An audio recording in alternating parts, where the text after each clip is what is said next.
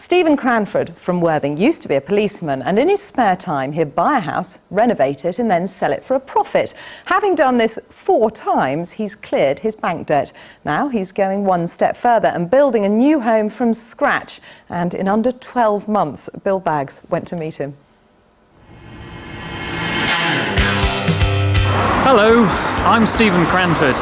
I've just sold my house and I bought a plot of land behind this one in Worthing in West Sussex because over the next year I'm going to be building myself a new home from scratch. Well, this is it. This is where it's all going to happen. I'm beginning to wonder what I've let myself in for.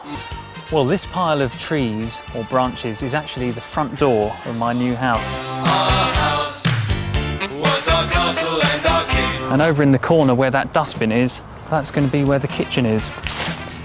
There's an abundance of programmes I've seen on television in the last, well, particularly the last 5 years, that make it seem so easy that you can buy a house, spend 6 weeks renovating it and make £50,000, but it's not that straightforward. Well, one of the first things I've got to do is identify on this plan which trees are preserved. There's a group of sycamores down there that must be kept. I need to clear the land quickly. The digger arrives in the next few days. This is the biggest project I'm ever likely to do, but I'm determined to get there.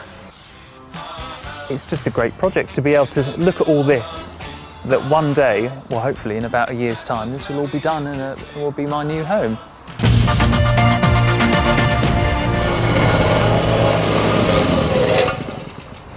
Well, you've caught me compacting the driveway.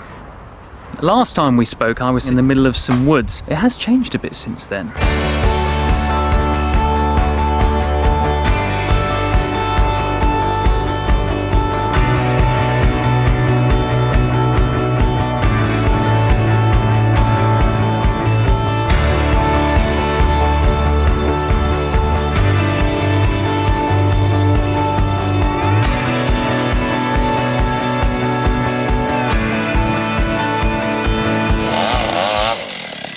The first major problem was to work out which trees needed to go and which needed to stay. We had the situation where we were just throwing thousands of pounds and trying to get it cleared, and we had nothing to show for it. And it was quite a low fortnight, I think.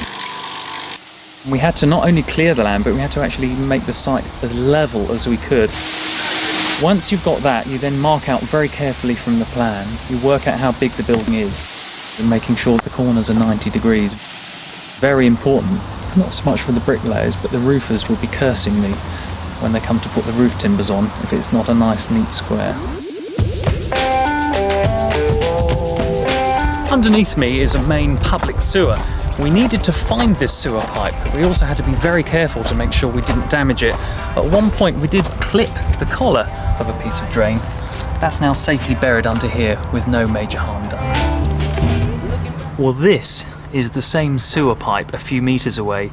We had to break into it as carefully as possible to join our sewer to the public sewer. It was rather like doing some surgery. We had to very carefully cut a section of the pipe off, very, very gently without damaging the original pipe. Very carefully put our new pipe in and then build round it, making sure that no bits of debris went down the pipe because that would block it up. In a couple of months' time, this should be the front door. You enter into the hallway, through a doorway here to the master bedroom downstairs. There'll be a set of double doors through to a very large kitchen diner. I'm very excited about it so far. This must be about a quarter of the way through, and I can't wait to move in. In case you missed it, here's what I've been up to so far.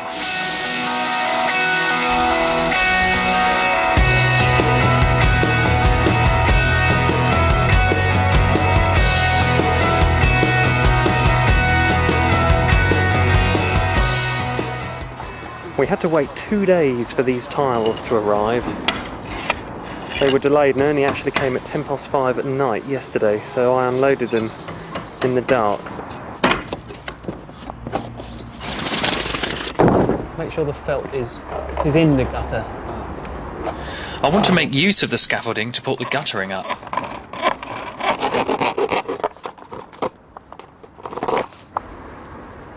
Right, try that again with the level. Okay.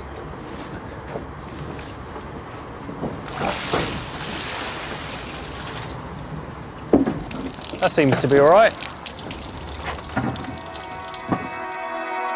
Even though I'm here nearly every day, unexpected things still occur. It's very unlike him to measure it wrong like that. Well, thanks anyway. We'll have to just wait and see you later. Run out of tiles. Got about 500 tiles short. Oh, I see. That is a real shame. Never mind. I hope it doesn't rain on that corner. As it stands at the moment, the main structural work is all complete. What we've got now is the fitting out inside of the wiring, the plumbing, and all the bits and pieces we want to put in there. But at least we can come here, work, make a huge mess, shut the door at the end of the day and go home, knowing that one day we'll open the door and that will be the occasion that we actually move in.